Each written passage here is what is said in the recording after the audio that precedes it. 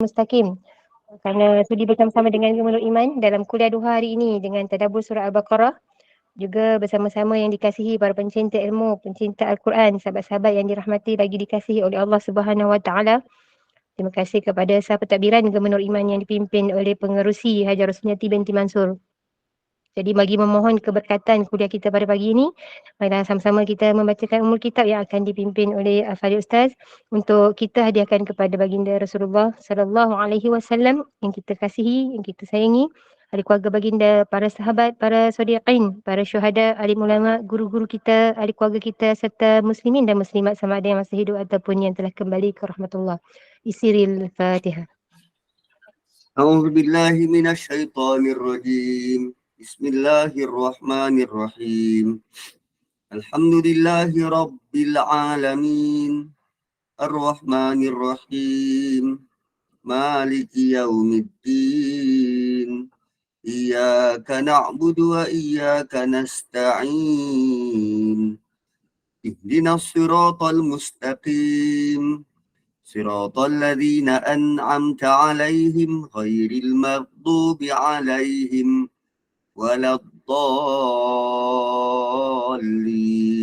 آمين. Amin ya rabbal alamin. Moga dengan istiqomahnya kita duduk dalam halaqah ilmu ini, Allah kurniakan kefahaman, Allah tingkatkan iman, Allah kurniakan keberkatan. Tanpa membuang masa lagi, saya dengan penuh takzim menyerahkan kepada Al-Fadhil Ustaz. Tafadhal mashkura. أعوذ بالله من الشيطان الرجيم بسم الله الرحمن الرحيم الحمد لله صلاة وسلاما على رسول الله وعلى آله وأصحابه أجمعين أما بعد. Assalamualaikum warahmatullahi wabarakatuh. So kita nak masuk ayat 248. Minggu lalu kita dapat tahu Bani Israel nak pergi berperang. Lalu dia minta Nabi dia untuk lantik seorang ketua. Dan setelah ding-dong, maka Allah bersetuju untuk lantik dalam kalangan mereka seorang ketua, Talut namanya. Talut ni dia kerja dia mengembala kambing, orangnya tinggi, gagah dan dia ada pengetahuan tentang selok-belok ketenteraan. Namun perlantikan itu ditolak ataupun dipertikai oleh ketua-ketua dalam Bani Israel. Dan datang ayat seterusnya, Allah bagi tahu, kami lantik Talut bukan lantik saja-saja, kami datangkan bersamanya bukti. Tanda Talut itu dilantik oleh Allah, bersamanya didatangkan bukti. Dan waqala lahum nabiyuhum inna ayata mulkihi, berkata Nabi mereka, sungguh tanda Talut ini dilantik menjadi pemimpin, ayyatiyakumut tabutu fihi sakinah, datang bersamanya peti tabut yang berfungsi untuk mendatangkan ketenteraman jiwa. So kita nak tahu apa dia peti tabut ni. Peti tabut ni tuan-puan, dia punya level pada waktu itu macam Kaabah. Macam Kaabah untuk kita sekarang. Apa kita rasa bila berhadapan dengan Kaabah? Kita rasa tenang, tenteram, aman dan damai. Tak kita tahu itu Kaabah tu adalah tempat untuk arah dan berkait dengan kebesaran Allah, kan, Baitullah, rumah Allah. So bagi Bani Israel zaman Nabi Musa dulu, peti tabut ni lah Kaabah mereka. Cumanya jenis Kaabah mini yang dibawa ke mana-mana. Dia bentuk 4 segi, peti. Dalamnya tu adalah remnants peninggalan Nabi Musa, Nabi Harun. Ada yang kata ada tongkat Nabi Musa dalam tu. Ada peninggalan Nabi Harun. Itu yang ada dalam peti tabut. Dan sepeninggalan Nabi Musa, bila Nabi Musa dah wafat, bila Nabi Musa dah wafat, kaum Bani Israel ni pernah diserang. Dan peti tabut ini dirampas. Mereka ni pernah diserang, lalu peti tabut ini dirampas. Dirampas oleh yang menindas mereka ni lah. Dan apa yang berlaku, kerana peti tersebut bukan hak yang layak kepada yang menindas ni, maka Allah turunkan bencana berupa penyakit kepada mereka. Allah turunkan bencana berupa penyakit kepada mereka.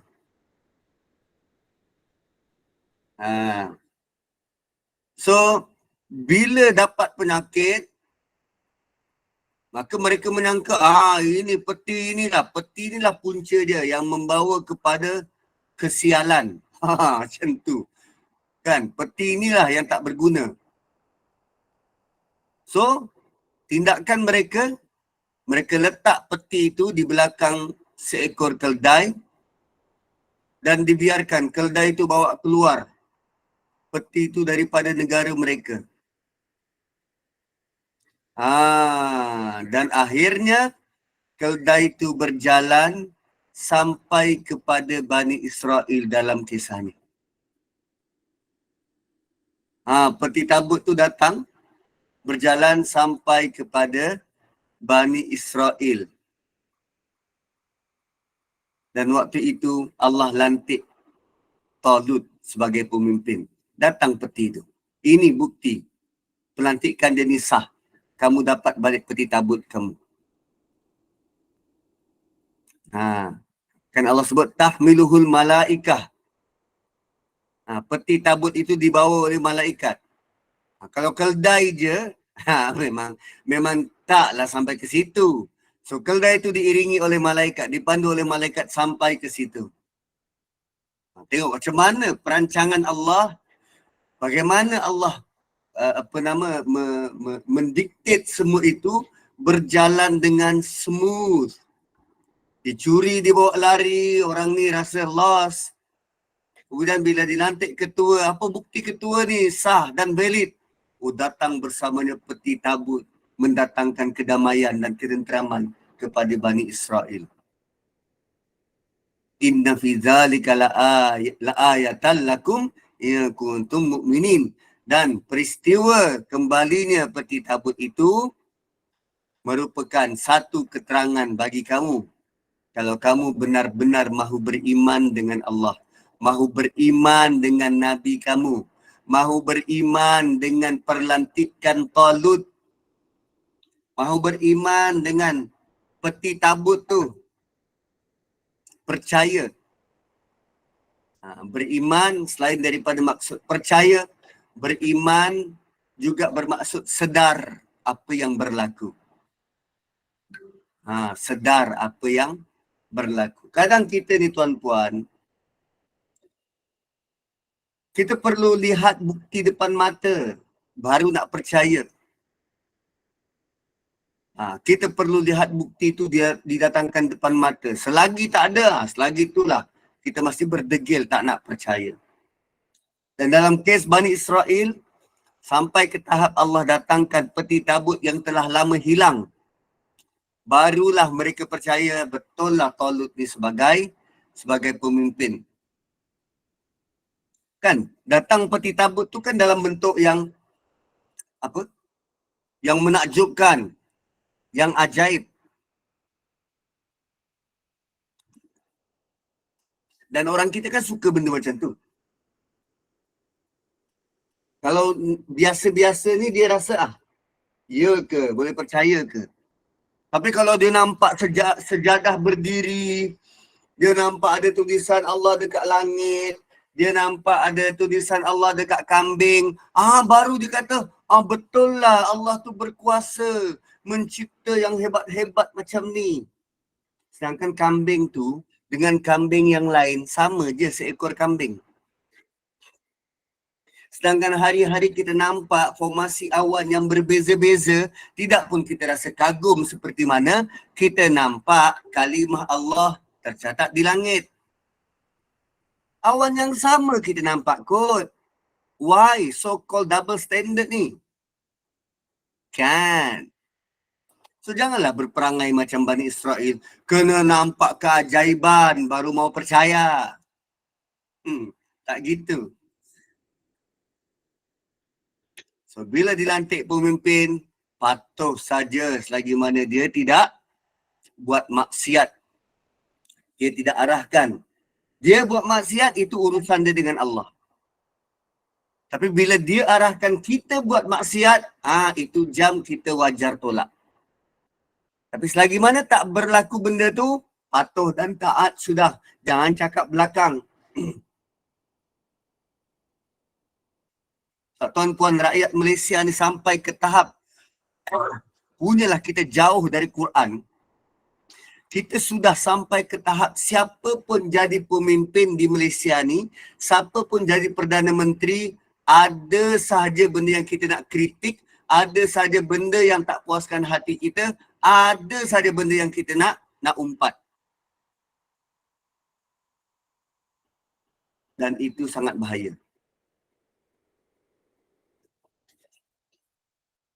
Itu sangat bahaya.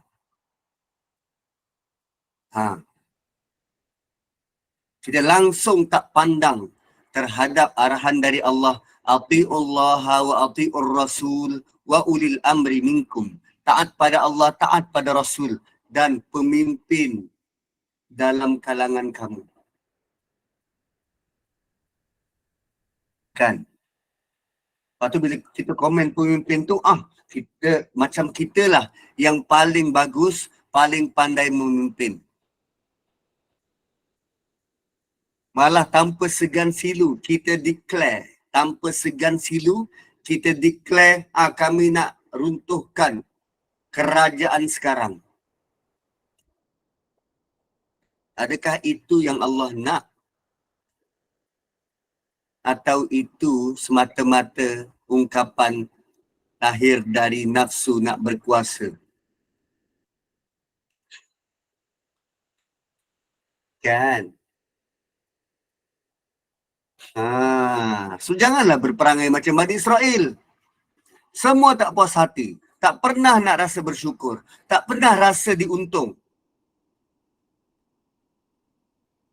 Jangan kritik kerja orang. Seolah-olah dia paling pandai. Kan? Tuan-puan, saya pernah menduduki pejabat yang rapat dengan Perdana Menteri tahun 2014-2015. Itu jam kerajaan memperkenalkan satu sistem yang sangat baik. Bukti sangat baik kerana sistem tu diterima, dipakai oleh majoriti negara dalam dunia. Sistem itu dipakai oleh majoriti negara dalam dunia. Keuntungan, keunikan sistem tersebut, tak ada orang boleh lari dari cukai. Tak ada orang boleh lari dari cukai. Itu unik sistem tu. Kenapa? Kenapa perlu lari dari cukai? Orang tak nak bayar. Dan orang yang lari dari cukai ini bukan macam kita, penjawat awam. Penjawat awam nak tak nak, dia kena bayar cukai. Nak lari macam mana? Rekod semua kerajaan dah ada. Kan? Yang lari dari cukai ialah bila dia pendapatannya banyak dan berjaya. Terutamanya dalam kalangan peniaga. Dalam kalangan peniaga. Sebab itu jam tahun 2014-2015, negara Malaysia kehilangan sumber pendapatan melalui black market. Black market ni apa? Pasaran gelap. Pasaran gelap. Hampir 20 ke 30 bilion. Hampir 20 ke 30 bilion. Lari dari pasaran gelap. Kita punya pendapatan negara. So bila macam tu diperkenalkanlah bentuk sistem baru ni. Supaya yang berniaga dia kena declare semua akaun-akaun perniagaan dia. So bila dikira okey ini layak bayar cukai, ini tak layak bayar cukai, ini boleh dapat exception, ini tak perlu dibayar. Sistem tu nama dia GST. Supaya orang semua boleh bayar cukai dengan baik. Tak ada dah pasaran gelap. Sistem tu namanya GST. Tapi apa yang berlaku? Mendapat penolakan total dari seluruh masyarakat. Tahun 2014-2015, saya terlibat secara langsung nak bagi pemahaman tentang GST. Dan akhirnya kerana tekanan bertubi-tubi, kerajaan waktu tu hentikan GST. Dia bukan hapus, dia cuma letak nilai cukai GST kepada kosong. Dia tak hapuskan.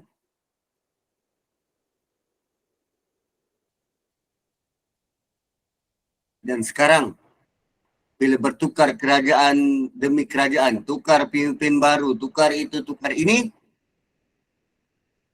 orang yang dahulu tak setuju, dia menggunakan sistem yang sama dan kata, sistem ni paling bagus.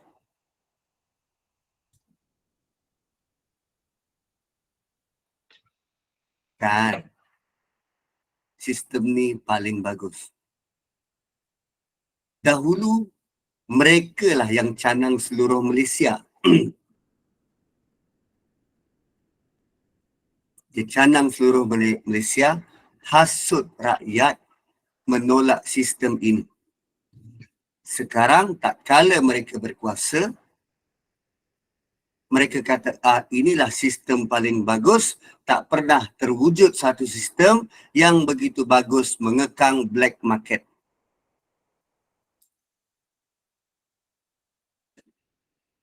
Tuan-puan, jangan ada perangai macam Bani Israel. Orang lain buat tak boleh, kita buat tak apa. Kan? Dan susah. Nanti tuan-puan akan dengar hari-hari mendatang tentang kerajaan nak wujudkan semula sistem percukaian GST. Dulu yang mendapat hentaman antara yang paling di barisan hadapan tu Ahmad Maslan tu, Datuk Seri Ahmad Maslan. Kan. Benda baik kenapa nak dikondem? Benda baik kan. So harap-harap kita tidaklah jadi macam itu. Demi kerana kumpulan kita menolak kebaikan yang datang daripada kumpulan lain. Kalau itu dikategorikan sebagai kebenaran, benda baik dari kumpulan lain kita tolak, apa bezanya kita dengan iblis yang penuh dengan kesombongan?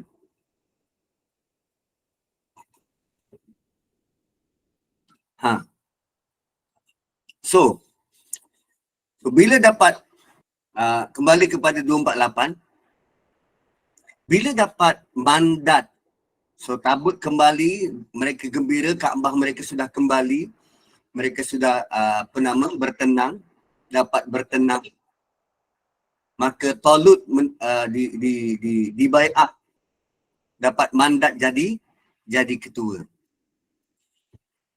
So rupanya pemimpin ni hadir, dia perlu bawa bersama, dia perlu bawa kepada rakyat bentuk ketenangan. Bentuk ketenangan. Kan melalui ayat ni, bila Talut dilantik, tanda Talut tu dilantik, dia Allah datangkan bersamanya peti tabut yang mendatangkan ketenangan. Pemimpin sepatutnya mendamaikan. Pemimpin sepatutnya mendatangkan rasa soothing, rasa tenang dalam kalangan rakyat. Pemimpin jangan jadi batu api. Pemimpin jangan jadi batu api. Jangan menyebarkan kebencian. Sebab dia mewakili semua orang. Dia bukan wakil dia punya parti. Dia bukan wakil kerajaan dia. Dia wakil semua orang. Bila dia tampil di parlimen, dia bukan hanya mempertahankan kerajaan, tapi dia juga memastikan hak pembangkang terbela dan terpelihara. Tak gitu.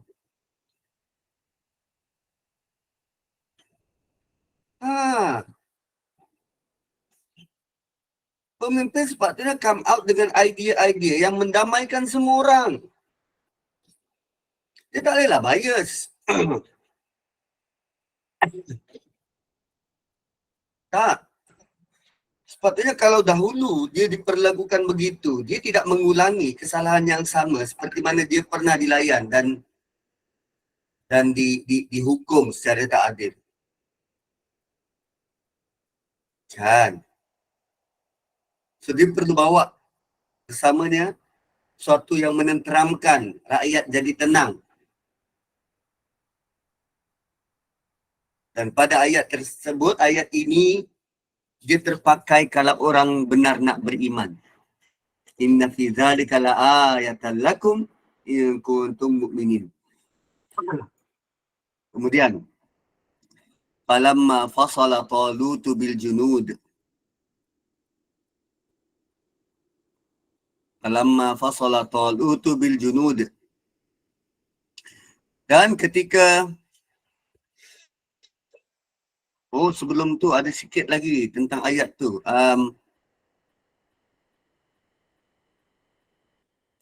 Okey. Tentang sakinah, kan fihi sakinah.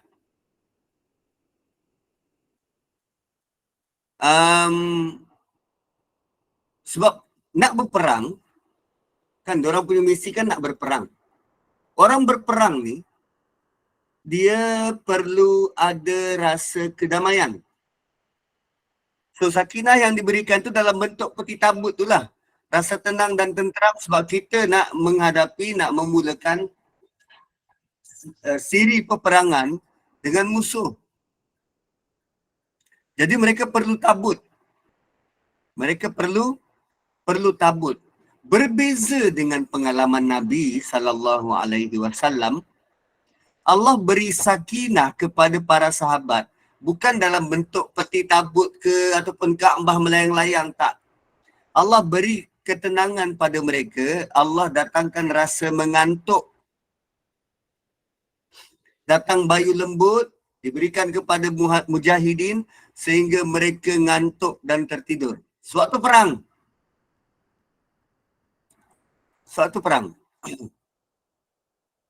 Supaya mereka dapat cukup rehat. Sebab kita tidak melalui proses gentarnya nak berperang. Kita hanya melalui proses tak senang duduk, tak boleh nak tidur kalau kita ada pembentangan besok pagi.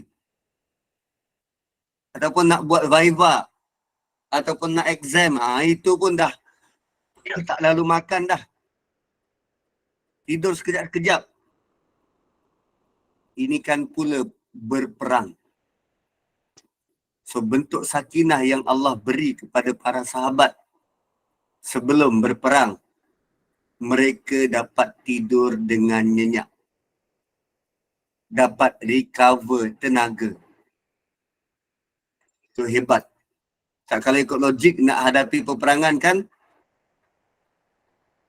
jiwa bergelora, susah nak tidur. Tapi Allah beri rasa mengantuk sebagai sakinah. Allah beri rehat kepada para pejuang sebelum berperang. So, masih lagi kisah Talut dan Jalut, kita pergi ayat seterusnya, 249.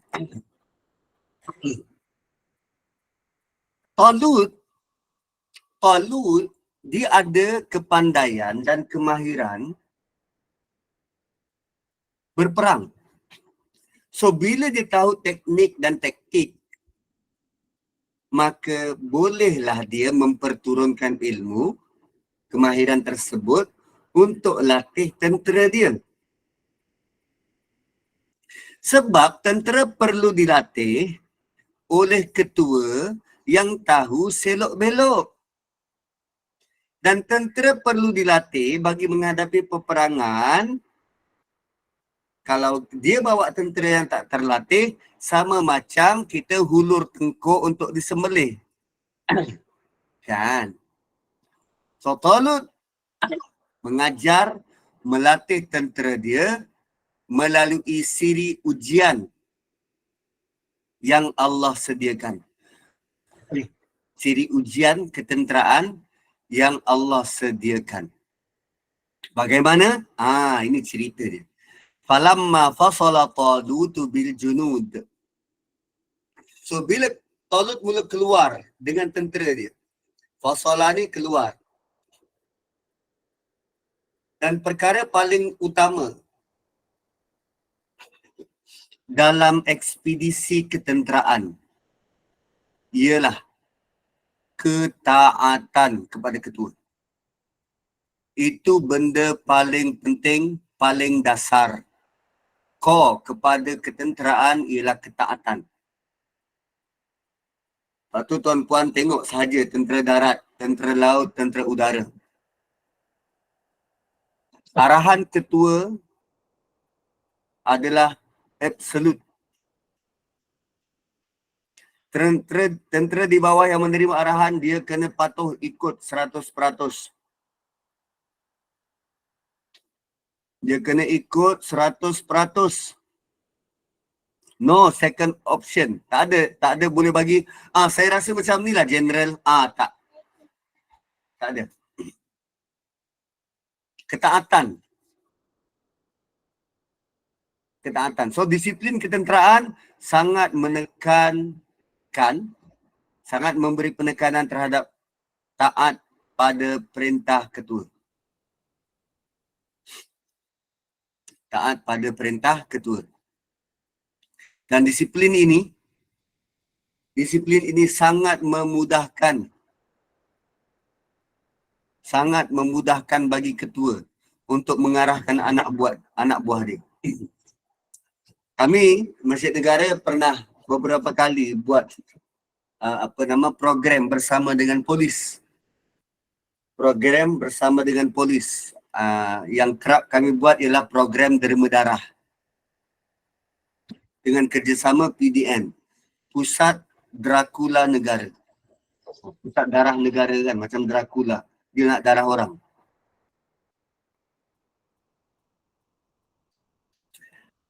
So, dengan polis ni, kami cuma perlu tahu berapa hari bulan dia free.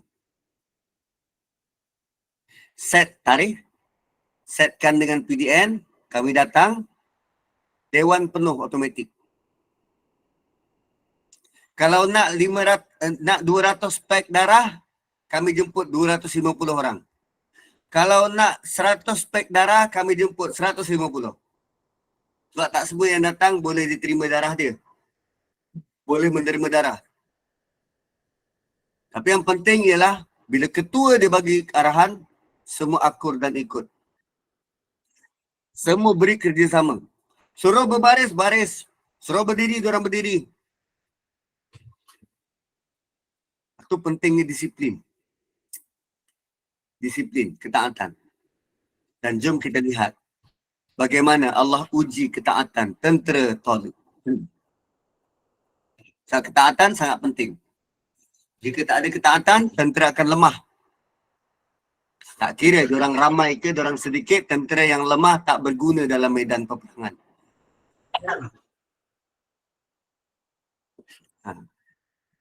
Cuma cerita ini datang sebelum Perang Badar.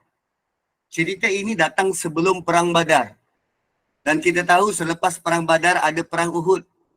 Cuba lihat bagaimana kemenangan yang hampir kita perolehi berubah menjadi kekalahan sekelip mata kerana ketaatan yang hilang.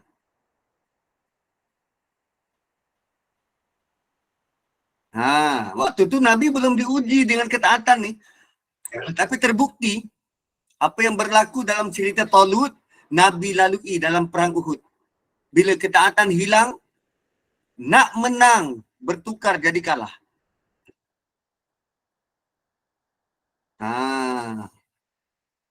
So ceritanya macam mana Talut bawa tentera dia untuk berperang dengan puak Amalikah dalam Baitul Maqdis waktu tu. So Talut kata waktu tengah berjalan ni, Talut kata, Innallaha mubtalikum binahar. Hai tentera aku, Allah akan uji kamu dengan sebatang sungai.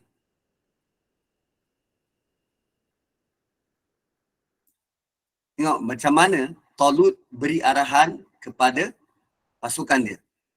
Wahai tenteraku, sungguh Allah akan uji kamu, mubtalikum, will test you, akan uji kamu binahar, dengan sebatang sungai.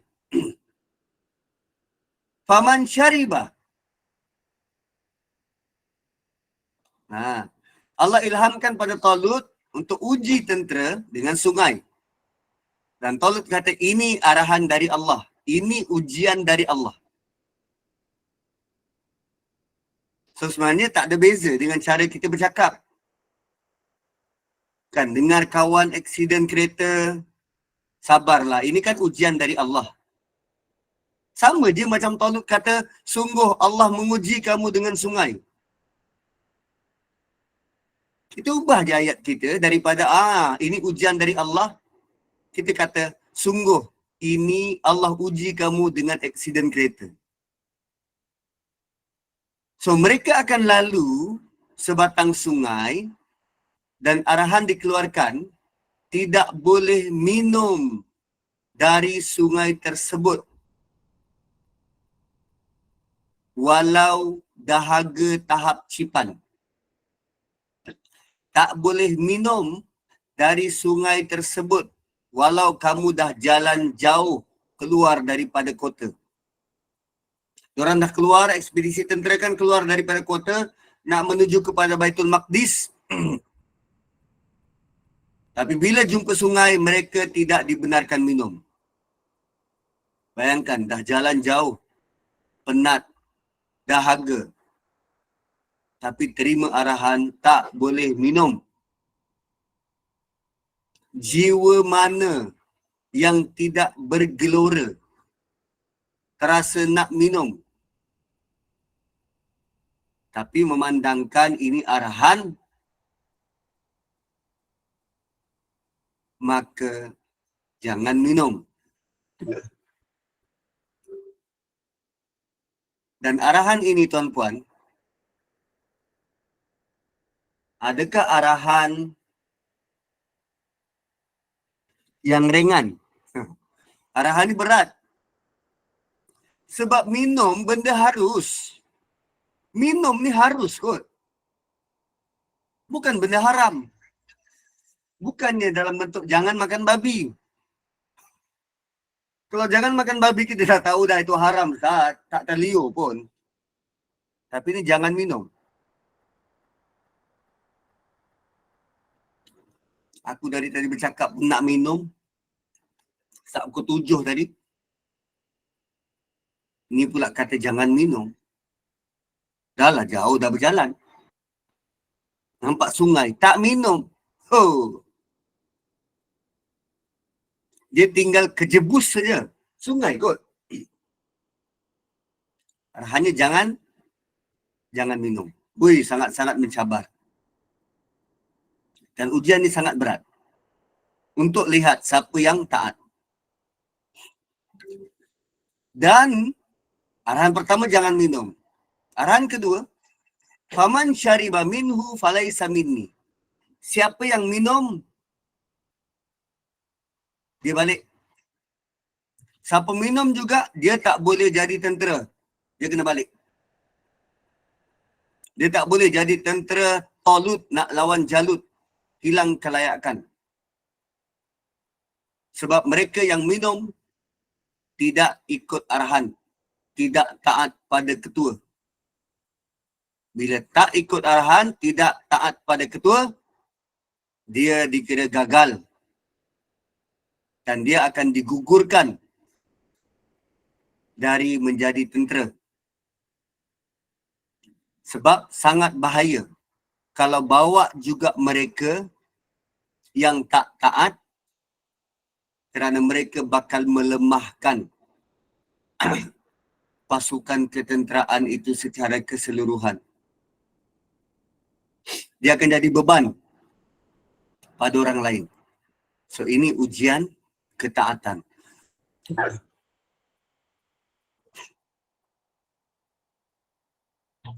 Tuan-tuan, kita juga diuji dengan ketaatan macam ni.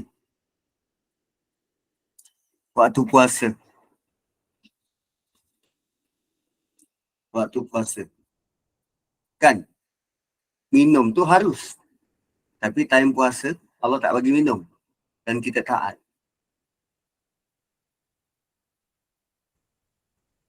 So, siapa yang berpuasa, dia sebenarnya sedang nak bagi tahu pada Allah, ya Allah, kami hamba yang taat. Tinggal lagi yang tidak berpuasa tu, tidaklah dideklar sebagai, engkau terkeluar daripada agama ni. Tak. Dia cuma perlu ganti. Tapi dalam konteks ketenteraan, bila ketua suruh jangan minum, jangan minum. Satu, Talut mulakan dengan innallaha mubtalikum. Allah uji kamu. Ibtila, ujian besar. Allah uji kamu dengan sungai. Siapa minum, dia balik. Dia tak layak jadi tentera. Wa man lam yat'amhu fa innahu minni. Siapa yang tidak merasai air, maka dia adalah pengikutku. Siapa yang boleh tahan diri dari minum, mereka had been listed, boleh ikut jadi tentera. Dan terbukti mereka taat.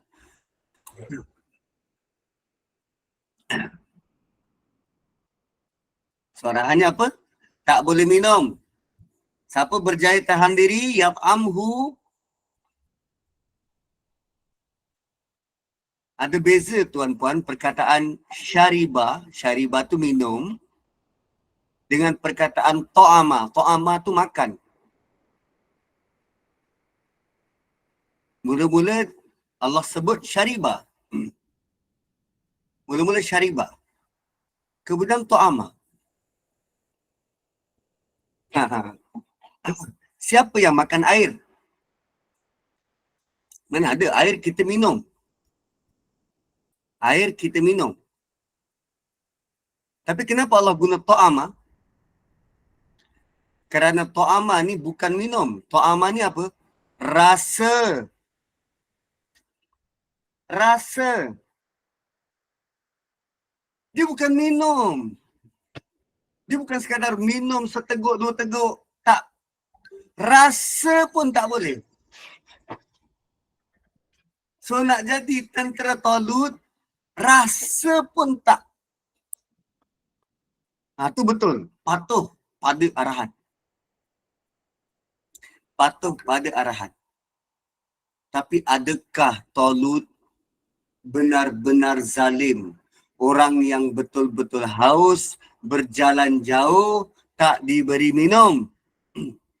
Oh, rupanya ada exceptional. Illa man igtarafa ghurfatan biyadih. Kamu boleh minum, syarat dia apa? Satu orang cedok dengan tangan. Satu cedokkan dengan tangan, sekadar itu boleh minum.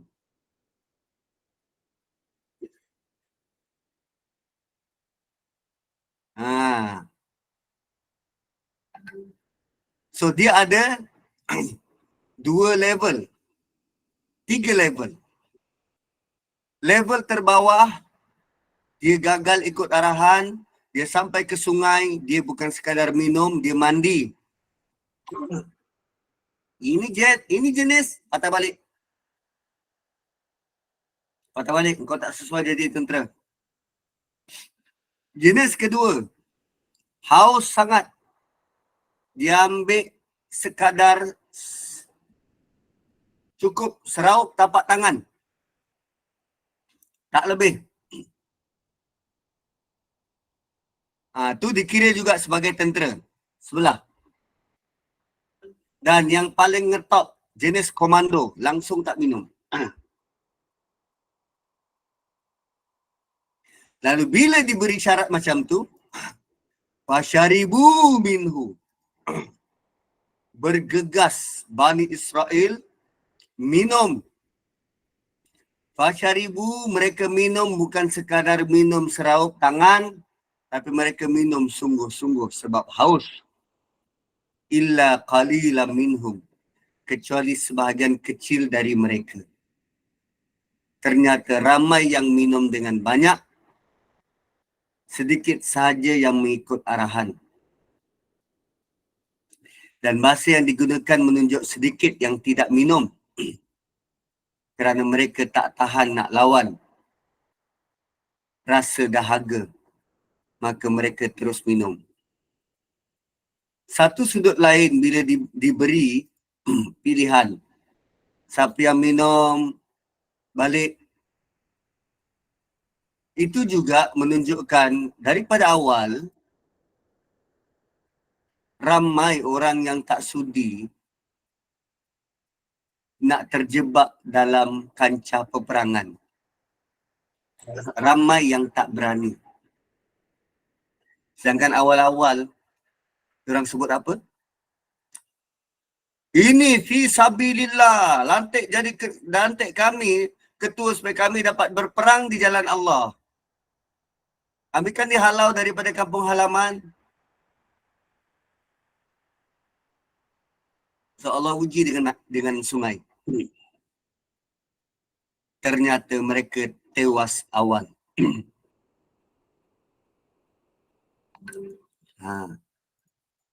Tok falamma jawazahu.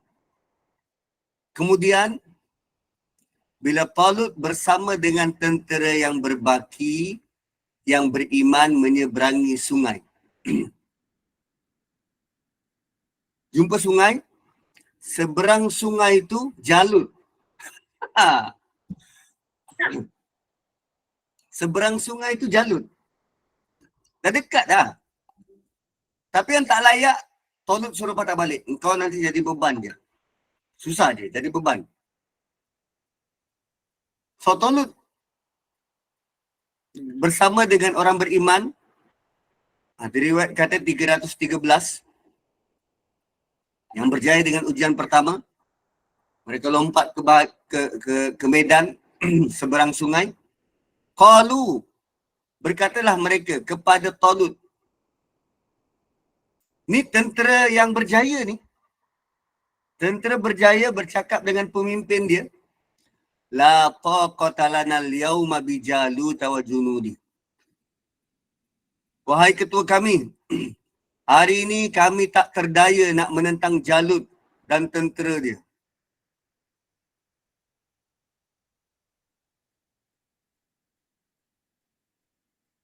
Sebab bila disuruh balik, dia tak nak balik, ada yang tak nak balik. Dan mereka yang minum dengan banyak, bila minum dengan banyak, apa jadi pada perut? Perut sudah kembung. mampu berdiri nak berperang, member dah kenyang. Berperang bukan lagi option. Perut sudah kenyang, apa lagi mau perang? Angkat senjata pun tak larat. Maka mereka beralasan, kami tak terdaya nak menentang Jalut dengan tentera dia. Dia dah tengok bilangan tentera Jalut yang ramai, mereka sudah takut. Berapa ramai tentera Jalut? Lebih kurang 90,000 atau 300,000. Sedangkan tentera yang berbaki Tolut bawa 313. Bayangkan 313 versus 300,000.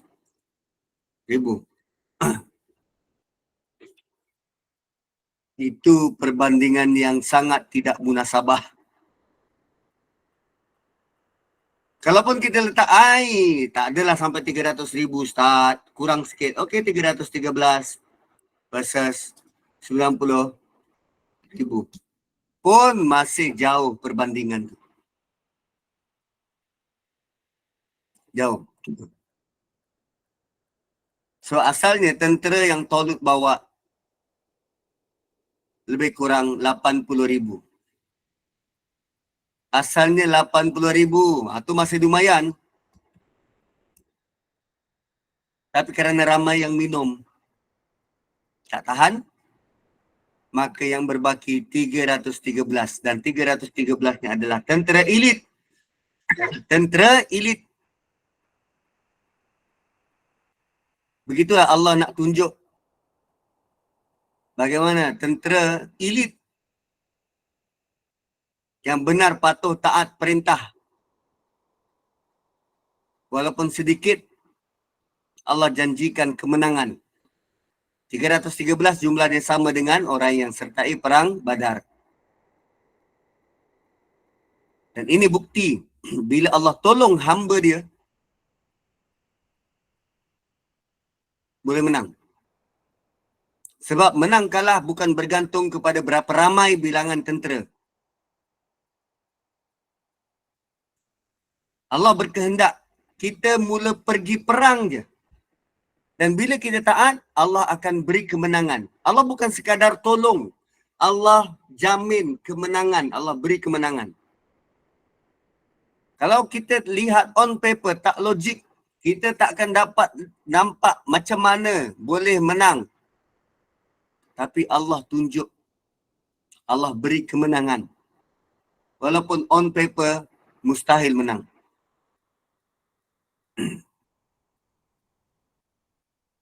Ada satu lagi tafsir yang kata macam ni ialah yang rasa minum seraup tangan tu. Sebab yang dah minum banyak tu dah balik dah. Yang minum seraup tangan tu mereka rasa lemah. Berbanding mereka yang langsung tak minum. Bayangkan, yang patuh arahan pun sudah rasa takut kerana mereka rasa lemah.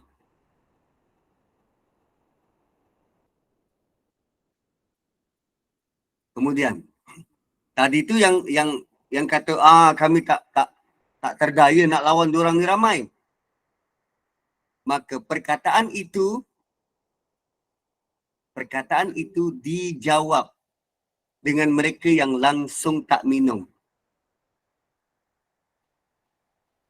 Kan ada tiga tadi, yang minum dengan banyak, yang minum sikit, yang langsung tak minum. Yang minum sikit kata, la taqata lana al-yawma bijalut wa junudi. Oi, kita tak boleh lah. Ramai betul diorang ni. Tak larat kita ni. Itu yang minum sikit. Kemudian sekarang, yang langsung tak minum, dia beri respon. Dia kata, qala alladhina yadhunnuna annahum mulaqullah. Berkata mereka yang benar-benar taat, benar yakin akan bantuan dari Allah.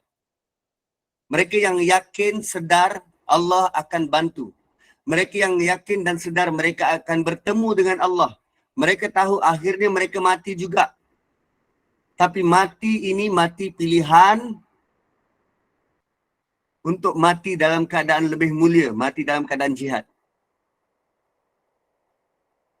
Kita boleh memilih mati biasa atau mati dalam keadaan mulia, mati berjihad. Kan? The choice is in your hand.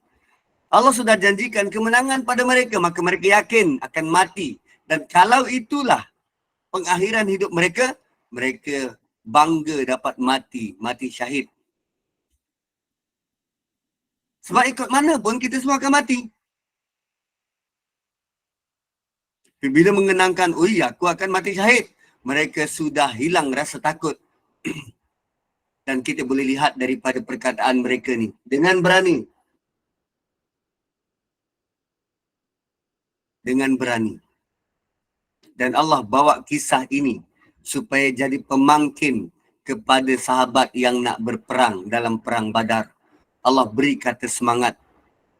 Nanti mereka berhadapan dengan musuh lebih ramai, tapi mereka tetap boleh menang. Tetap boleh menang. Walaupun sedikit, Allah akan bantu. Apa perkataan mereka? Kam min fi'atin qalilatin ghalabat fi'atan katsiratan biidznillah. Korang semua jangan takut. Berapa ramai golongan yang sedikit berjaya tewaskan golongan yang banyak dengan izin Allah.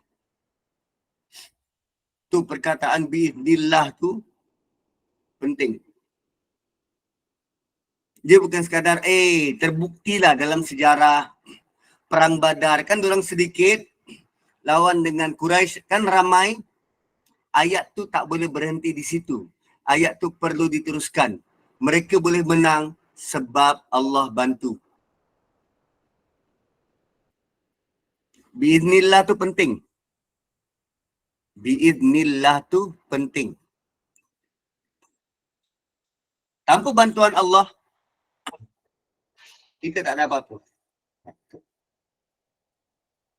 Terbukti pada perang mana ya? Perang Tabuk. Perang Tabuk.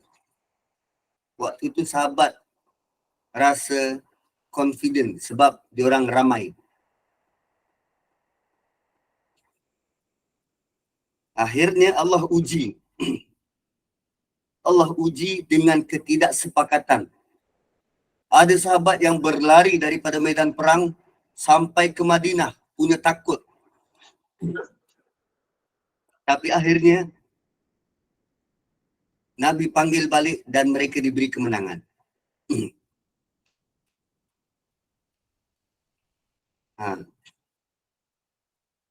So, bila sebut tentang yang sikit boleh mengatasi yang ramai, kita tak akan boleh mampu dengan logik memikirkan on paper macam mana boleh menang. Dia boleh menang dengan izin Allah. Dan kemudian Allah tutup dengan wallahu ma'as sabirin. Allah bersama dengan orang-orang yang sabar. What? Sabar apa ni? Sabariah? Sabar dekat sini maksudnya apa? Sabar menghadapi peperangan? Sabar dekat sini maksudnya ada sesuatu yang besar yang boleh jadi pengajaran. Perkataan sabar ini nanti akan dijelaskan pada ayat-ayat seterusnya. Ini perkataan sabar ni. Kita sedikit boleh menang dengan tentera yang banyak dengan izin Allah. Apa yang Allah nak kita buat ialah bersabar. Dan bersabar dalam konteks ayat ni maksud dia berbeza dengan apa yang kita pernah faham tentang konsep sabar selama ini.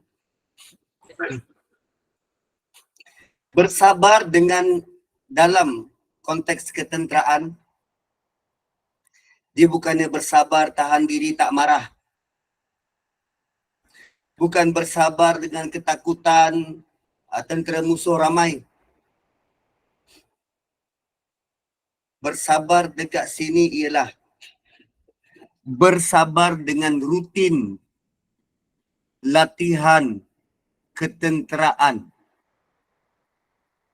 bersabar dengan arahan-arahan dari ketua, bersabar dalam ketaatan nak mematuhi arahan, bersabar dengan nak meningkatkan skill dan kemahiran. Itu level bersabar tu. Dan nanti kita akan tengok macam mana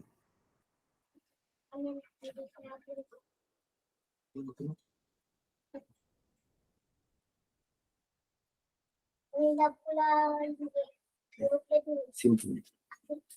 Tu level bersabar tu. Wallahu ma'as sabirin. Allah bersama dengan orang-orang yang bersabar. So, konteks bersabar, kita kena jumpa pula esok pagi. Kan dah 9.27 kan? Tadi 8.30, ni 9.27 lagi 3 minit. So macam mana nak tahu tentang sabar? Korang sabar jap. Besok kita sambung kembali kepada moderator. InsyaAllah, sabar. Tengah sabar ni Ustaz. Ustaz ada hak ke nak buka soalan ke macam mana? Boleh. Baik, Alhamdulillah. Silakan jemaah kalau ada soalan. Sabar dengan barang mahal. Assalamualaikum Ustaz. Waalaikumsalam. Yang patuh yang tak minum tu dia tak rasa dahaga ya Ustaz. Bila masa selepas minum sikit tu pun rasa lemah. Tapi yang patuh tak minum tu dia rasa kuat terus. Tu apa pula? Macam kita puasa lah. Kan orang berpuasa dia tak rasa lemah, dia tetap ada tenaga. Kecuali bila nak sampai maghrib tu lah. Yang itu kita buat lemas, sebenarnya kita banyak je tenaga. Cuma dalam konteks peperangan macam ni, mereka lebih perlu kepada tenaga yang banyak. Sebab Allah bantu. Dengan dia tak minum, maka itu dia ganjaran bagi kepatuhan dia lah Ustaz. Yes, ganjaran bagi kepatuhannya.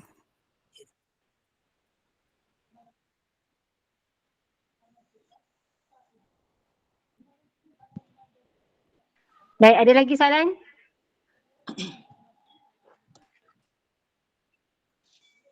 Azrina mana Azrina? Kak Azrina bermusafir. Oh patutlah tak ada soalan. Patut tak ada soalan ni. Silakan jemaah. Ustaz, ibu pesan jangan lupa datang rumah ibu Ustaz. Nanti lepas dari masjid biara insyaAllah saya singgah. InsyaAllah, Alhamdulillah. Saya kat rumah ibu ni Ustaz. Oh, dah sampai? Ya, semalam insyaAllah, Alhamdulillah. Awal rewang-rewang. Orang tua. Rewang makan nasi lemak Ustaz. Sebab Orang harapan ibu tu. Ada kambing-kambing golek ke? Orang tergolek ada. Allah ada, tapi golek tu tak pasti. Ikan patin ke? Allah. Ustaz nak tahu ke Ustaz kena datang? Baru tahu apa menu. Surprise. Nampak tak tu? Pasta-pasta ke? Kan, insyaAllah. Pesta ada Ustaz, pasta tak ada. Yang penting pisang ada. Ustaz, sabar je lah Ustaz. Yang betul-betul tahu pisang ada. Boleh insyaAllah. Ustaz, lepas ni kita akan sampai kepada Tauhid ke Ustaz? Saya ini kali kedua pernah dengar ni pasal ada yang pernah tanya tahu. Macam kisah Talut ni, dia Raja Israel kan? Ya betul. Ustaz boleh bagi pencerahan tak antara Talut dengan Jalut? Okey, tarik Ustaz. Biru tu. Okey, ayat seterusnya tu nanti kita akan berkenalan dengan Jalut. Nama Ud ni memang sinonim dengan Bani Israel lah. Dengan orang zaman tu. Orang zaman tu banyak nama Ud ni. Talut, Jalut, Daud. Dia tidur tak tahan panah. Dia nama Ud ni. So sama macam kita. Kan ada satu masa tu semua anak nak nama Farah. Semua anak pada zaman tu nak nama Nuha. So dia pada zaman tu Talut yang dilantik oleh Allah jadi pemimpin ni berhadapan dengan Jalut. Jalut ni ketua kepada tentera yang sedang menguasai Baitul Maqdis. Baitul Maqdis, Palestin sekarang ni, itu jam dikuasai oleh Jalut. Dan Baitul Maqdis inilah tanah yang dijanjikan kepada Bani Israel. Tapi kerana pada awalnya mereka tak nak masuk, tak nak berperang, maka mereka sesat di padang tim 40 tahun. So bila generasi seterusnya bertukar, maka mereka pun ada keberanian. Jom kita berperang. Kami dah dihalau. Patutnya itu tanah kami, tanah janjikan. Kami nak berperang lah. Itu yang lantik Talut. Nak berjumpa dengan menghadapi Jalut. Jalut ni tentera dia besar-besar.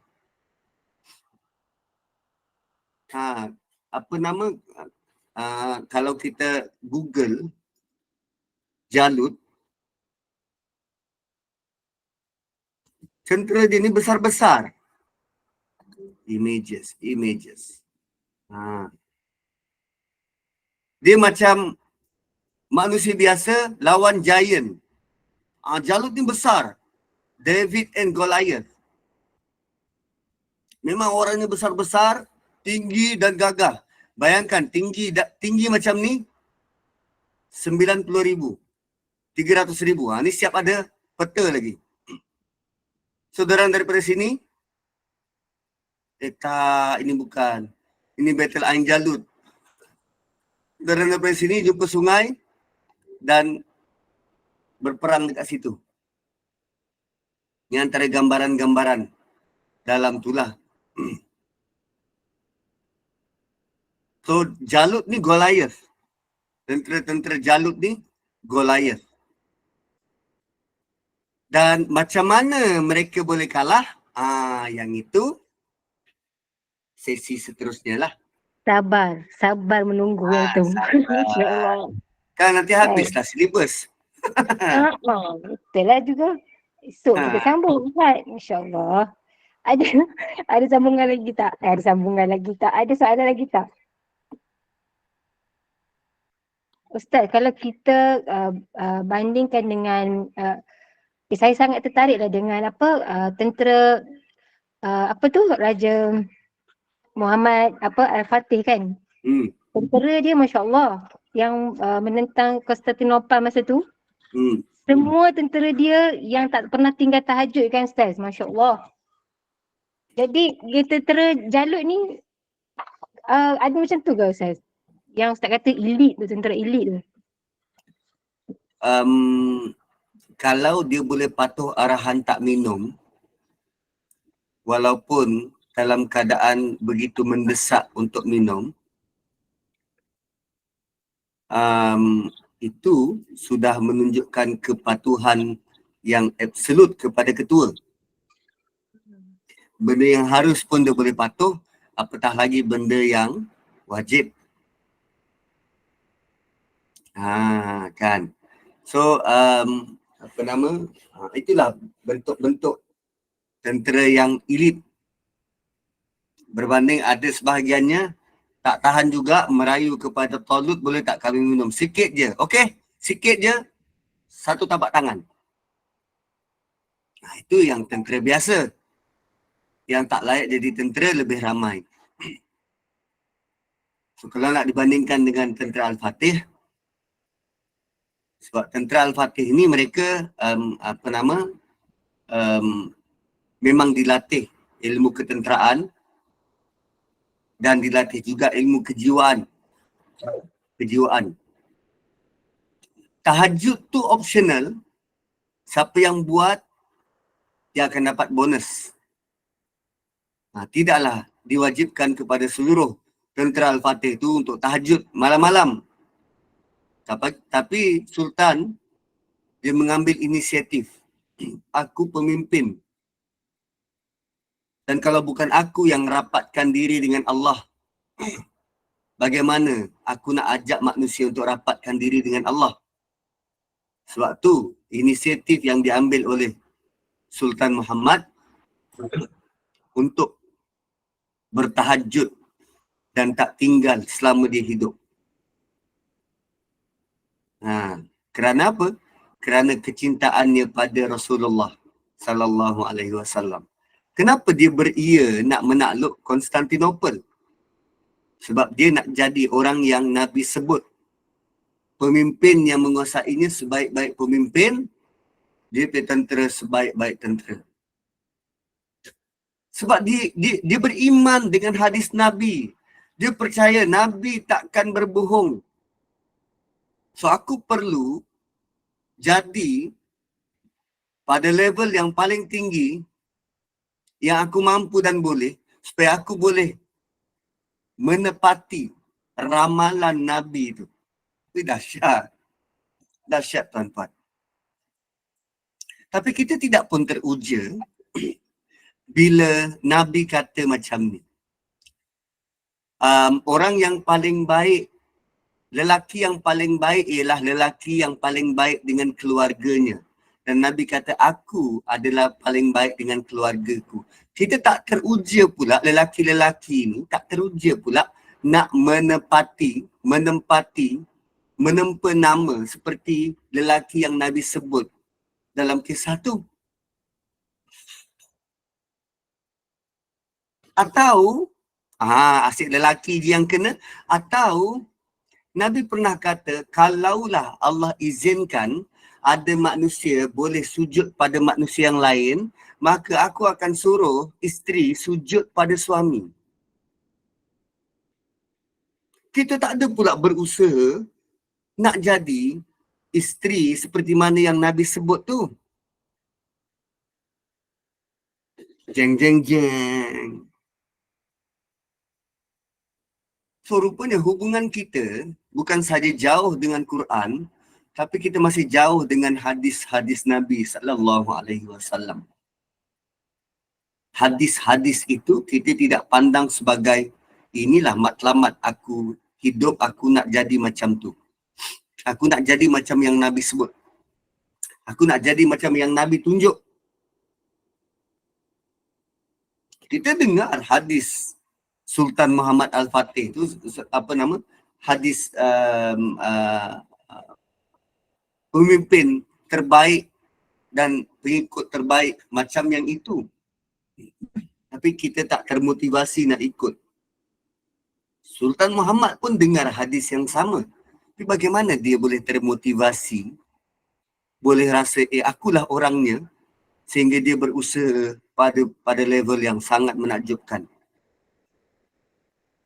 Rupanya dengan keimanan kita, kita akan keluar, kita akan berusaha keluar daripada comfort zone semata-mata nak menepati perkataan Nabi dan arahan Allah.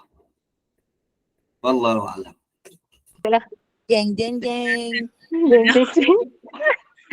Tak punya trademark tu. Kan? Okey, baik. Kita tutuplah insyaAllah. Alhamdulillah. Barakallahu fiik. Jazakumullah khairan jazak Ustaz. Hari ini mudah-mudahan kita dapat manfaat dengan apa yang Ustaz ceritakan hari ini. Kalau kita lihatlah kan, bukan senang nak lawan bilangan tentera Jalut yang ramai ni. Tapi begitulah Allah hendak tunjukkan bagaimana selalunya kisah tentera Islam ni selalunya melawan tentera yang lebih ramai, tapi kemenangan tetap berpihak kepada Islam, agama Allah, Masya Allah. Mudah-mudahan bertambah kefahaman kita. Mudah-mudahan barakah, mudah-mudahan Allah kurniakan limpah rahmat kepada kita. Kita sambung esok insya-Allah. Harap-harap semua bersabar. Terima kasih kepada tim Gemenur Iman, sahabat-sahabat pencinta ilmu yang mengimarahkan kuliah kita dua kuliah je hari ini. Kita tak ada kuliah Asar, Maghrib dan Isyak. Minta maaf ya jemaah kerana ibu buat kenduri, jadi kita berehat sempena 16 hari bulan hari Malaysia ni. Dua kuliah sahaja hari ini insya-Allah. Jadi saya mewakili Kemenul Iman memohon maaf sekiranya ada sebarang kekurangan dan kesilapan. Yang baik itu datang daripada Allah, yang tidak baik dan kelemahan itu daripada saya sendiri. Ustaz, diharap Ustaz boleh datang ke rumah ibu. Ibu sangat mengharap. Kita tangguh kuliah kita dengan tasbih kafarah kepada Ustaz. Saya sudahi dengan wabillahi taufiq wa hidayah. Wassalamualaikum warahmatullahi wabarakatuh. Subhanakallahumma bihamdik asyhadu an la ilaha illa anta wa nastaghfiruka wa natubu ilaik. Wal 'asri innal insana lafi khusr illa alladhina amanu wa 'amilus solihat wa tawasaw bil haqqi wa tawasaw bis sabr. Assalamualaikum warahmatullahi wabarakatuh. Terima kasih.